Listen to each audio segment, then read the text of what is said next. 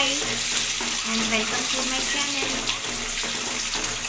अभी 12 बजे नहीं है, 10 मिनट बाकी है, तो मैं गुड मॉर्निंग नहीं बोल रही हूँ इसलिए। हाँ, पर आप लोग कैसे हो? उम्मीद करती हूँ कि अच्छे होंगे और हमेशा अच्छे रहिए, खुश रहिए और स्वस्थ रहिए। अपने स्वास्थ्य का ध्यान रखिए। ठंड है, ठंड से बचिए, स्वेटर पहना करिए, सॉक्स पहना करिए और अपना ध्यान रखा करिए। तो आज का जो डेट है वो अच्छा एक डेट है, 12/12/25, जो हर साल ही आता है वैसे।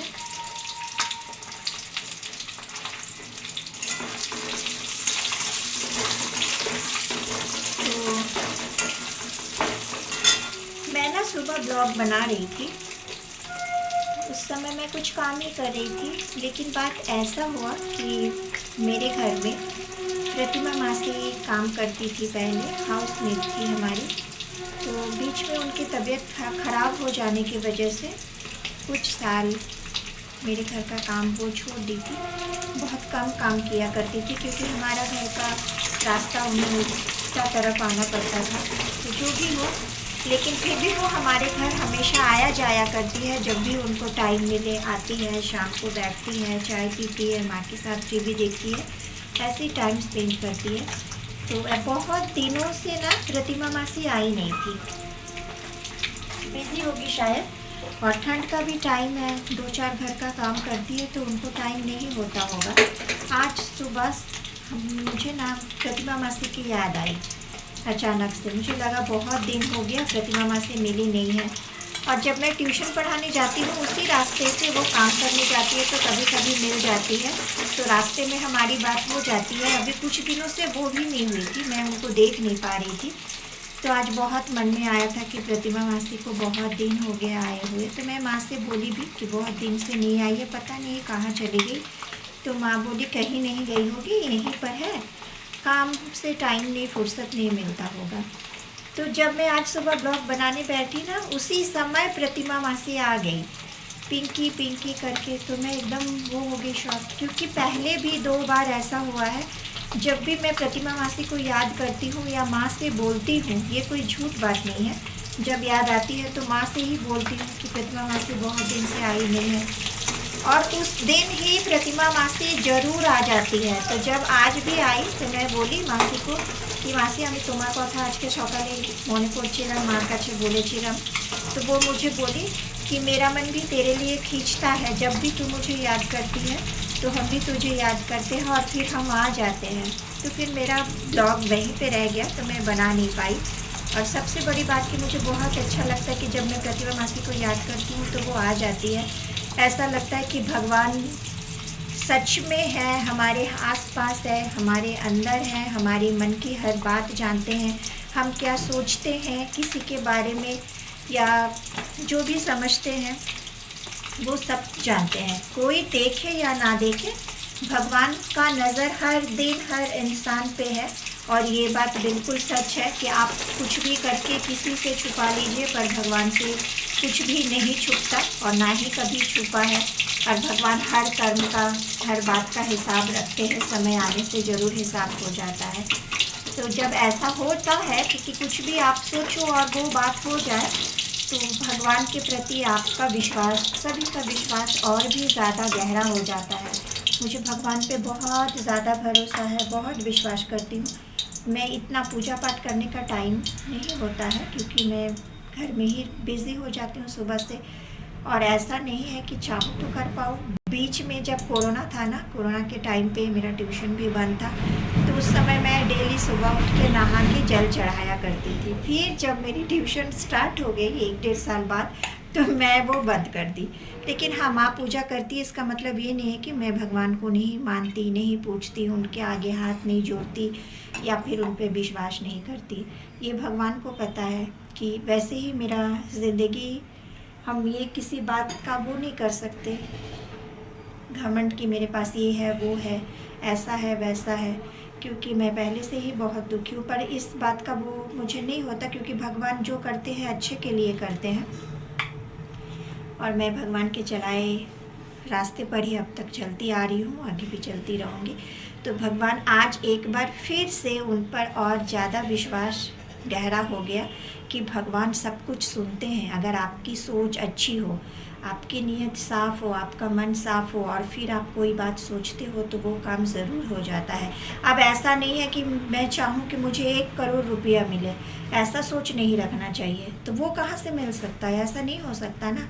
पैसे आप तभी कमा सकते जब आप मेहनत करो, आपका काम उतना अच्छा हो कि जिससे आपको इतने पैसे आ सकते। तो सोच ऐसी नहीं होनी चाहिए जैसा कि मैं सोची। और भी एक बात हुआ, कल थर्सडे था तो कल मैं ना खीर बनाई थी। तो खीर बनने के बाद शाम को, रात को मुझे लगा कि राहुल सैटरडे आता है तो मैं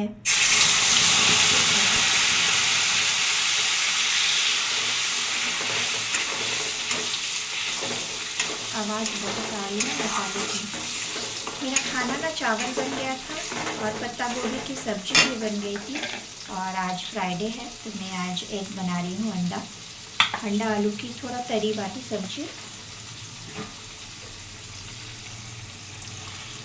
हाँ, तो कल मैं फिर शाम को सोची कि मैं आज बेकार खीर बना ली। राहुल सैटरडे शाम को आता ही है हर हफ्ते, तो मैं फ्राइडे खीर बनाती तो उसके लिए रखती। फ्रिज में भी ज़्यादा दिन तक का रखा हुआ खाना टेस्टलेस हो जाता है और हम ऐसा रखते भी नहीं है हमारे घर में। हाँ, रात का कुछ रखो वो सुबह खा के ख़त्म, और अगर दोपहर का कुछ बचा है तो वो रात को खा के ख़त्म करते हैं। ज़्यादा दिन का खाना, कभी भी 1 से 2 दिन का खाना हमारे घर फ्रिज में नहीं रहता, हमें पसंद नहीं है ऐसा। तो मन में हो रहा था कि फ्राइडे बनाए होती तो राहुल भी आता तो खा लेता सैटरडे को। और ऐसा हुआ, उसके आने का बात नहीं था, वो सैटरडे आता है। लेकिन आज सुबह जब मैं चाय पी रही थी तो मैं चाय पीने के बाद जब फ़ोन देखी गुड मॉर्निंग विश करने के लिए सबको, तो मैं देखी कि राहुल का कॉल आया हुआ था। तो मैं फिर उसको कॉल की तो वो बोला मेरा खाना बनाना, मैं घर आ रहा हूँ। लेकिन मैं उससे पूछी नहीं, अपना घर है वो आ ही सकता है, किसी भी समय पे आए। जब वो घर आ गया तो पता चला कि उसके किसी दोस्त के पापा का डेथ हो गया है तो वहाँ उसको जाना है, तो इमरजेंसी में आना पड़ा। तो जब वो आया तो मुझे इस बात के लिए भी अच्छा लगा कि खीर था फ्रिज में, तो मैं उसको नाश्ते में रोटी सब्जी और खीर दी।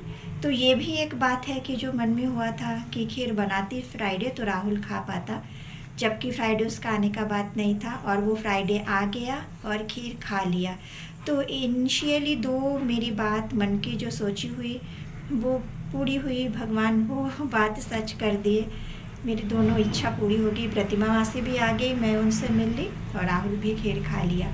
तो ऐसे कुछ बात होते हैं जो कभी कभी ज़िंदगी में हो जाता है और जो आपको खुशी देती है, भगवान पे आपका आस्था गहरा करता है, आपको ये बात मानने पे मजबूर कर देते हैं भगवान की भगवान है। ऐसे तो ये नहीं कह सकते कि, जैसे मैं कल इंस्टा में एक रील देखी तो उसमें एक लड़की एक आदमी से, एक लड़के से पूछा कि क्या आप इस बात को मानते हो कि भगवान तकदीर लिखते हैं? तो उस आदमी ने रिप्लाई दिया कि नहीं, मैं ऐसा नहीं मानता कि भगवान तकदीर लिखते हैं। अगर भगवान तकदीर लिखते होते तो 3 साल की लड़की का रेप लिखने में भगवान को दुख ना हुआ होता। तो ये बात सुन के बहुत सोच में पड़ी मैं।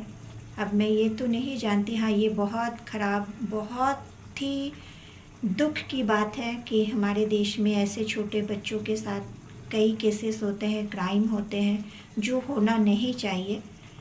तो भगवान अगर सब कुछ देखते हैं, भगवान सुनते हैं, तो भगवान से ये रिक्वेस्ट है कि भगवान ऐसा ना करे, सच में ऐसा ना होने दे छोटे बच्चों के साथ। जो दुख की बात है, बहुत दुख की बात है। वैसे तो भगवान है तो ये दुनिया है, भगवान के बिना शायद दिन और रात ना हो, जो भी हो, पर भगवान जो करे सब अच्छा करे, सबके लिए अच्छा सोचे और सबके साथ सब कुछ अच्छा हो, बस इतना ही कह सकते हैं। तो आप लोग मेरा ब्लॉग देखिए, लाइक शेयर कीजिए, मेरे चैनल को सब्सक्राइब कीजिए, ये मेरी रिक्वेस्ट है। आगे भगवान की मर्ज़ी, भगवान चाहे तो ही मुझे YouTube से पैसे मिल सकते हैं, नहीं तो नहीं मिल सकते। और ये मेरी खुशी है मेरा टाइम पास है कि मेरे घर में कोई नहीं होता तो मैं ब्लॉग्स बना लेती हूँ और बनाती रहूँगी। देखते हैं क्या होता है। फिर मिलती हूँ आप लोगों से मेरे नेक्स्ट ब्लॉग में। तब तक काम कर लेती हूँ सारा।